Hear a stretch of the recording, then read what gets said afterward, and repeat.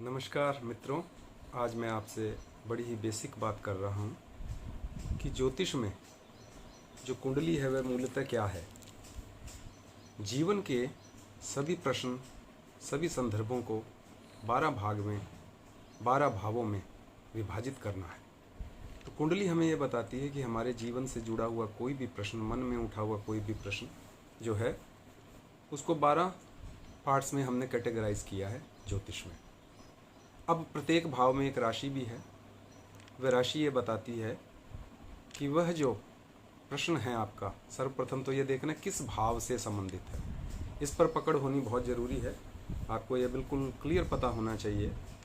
इसके लिए आप थोड़ी प्रैक्टिस करेंगे तो आपको समझ आने लग जाएगा। जैसे कोई व्यक्ति आपसे धन के बारे में पूछता है तो आप समझ सकते हैं कि प्रश्न दूसरे भाव का है। यदि वह व्यक्ति अपनी नौकरी के बारे में पूछता है तो प्रश्न छठे भाव का है। विवाह से संबंधित यदि कोई सवाल कर रहा है तो 7वें भाव का है। संतान से संबंधित कोई यदि प्रश्न किया गया है तो वह 5वें भाव का है। तो इस तरह से सर्वप्रथम आपको उस कैटेगरी में से कोई भी आपसे प्रश्न पूछता है तो ये तुरंत समझ आना चाहिए कि वह जीवन में किस संदर्भ में प्रश्न पूछ रहा है और किस भाव को हमें देखना है। अब दूसरी बात ये आती है कि वह जो 12 भाव हैं उनमें सर्वप्रथम तो आपको ये देखना है उस भाव में राशि कैसी पड़ रही है, क्योंकि राशि और राशि का तत्व आपको ये बताएगा कि वह भाव इस जन्म में उसका क्या माहौल आपको है, किस तरह के माहौल में। जैसे धन ले लीजिए या 11वां घर है, आमदनी है, प्राप्तियां हैं, आपको किस तरह का माहौल मिला है कि उसके तत्व के अनुरूप ही कार्य करने पर आपको वह सरलता से उपलब्ध होगा, या कि आपको अपने आप को प्रिपेयर करना है कि आपको इस तरह के वातावरण में काम करना है। क्योंकि ये पूर्व निश्चित आपकी कुंडली में जो भी उस भाव में राशि पड़ रही है कि वह किस तरह का माहौल आपको प्रदान कर रही है। अब दूसरी बात जो मैं आपसे करना चाहता हूँ कि क्या करने से वह भाव जो है मैनिफेस्ट होगा। मैनिफेस्ट को आप ठीक से समझना। मैनिफेस्ट का मतलब है कि घटित करवाना है। उदाहरण के तौर पर 11वां घर है, 11वां घर है रिसीट्स का, इनकम का, और उसका स्वामी कहाँ बैठा है? वह बैठा है लग्न में।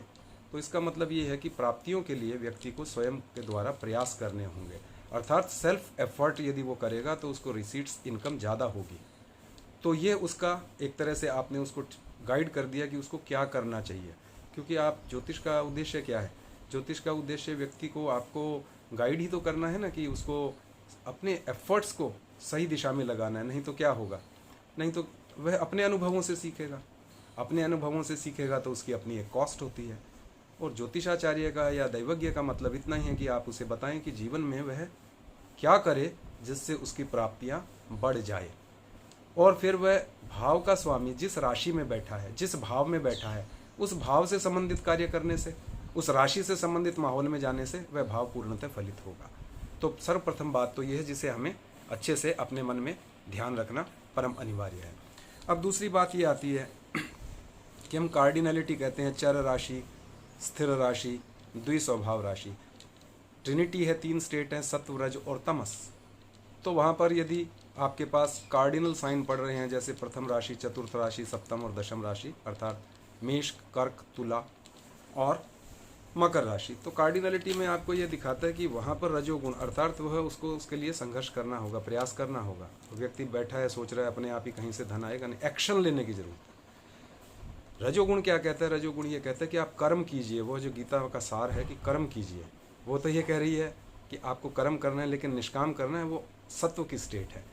तो यहाँ पर हम जो बात कर रहे हैं वो यही कर रहे हैं कि यदि कार्डिनल साइन बनता है तो उस व्यक्ति का एक्शन लेना होगा वहाँ पे।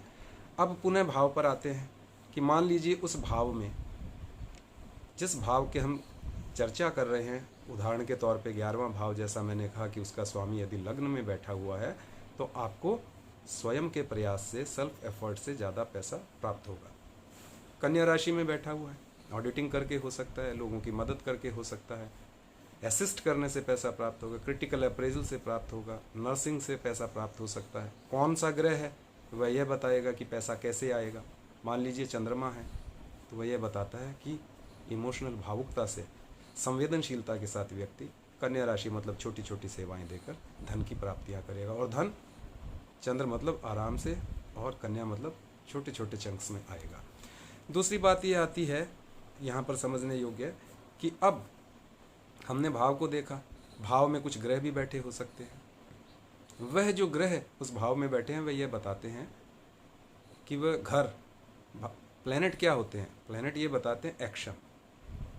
प्लैनेट एक्शन है, राशि जो है वो माहौल है। तो उस माहौल में प्लैनेट मतलब कौन सा एक्शन लेने से वह भाव घटित होगा या मजबूत होगा, या यूँ कहें कि उसके फल मिलेंगे, या उसे ऐसा कहें बिल्डअप होगा। तो कौन से एक्शन लेने से उसका भाव बिल्डअप होगा,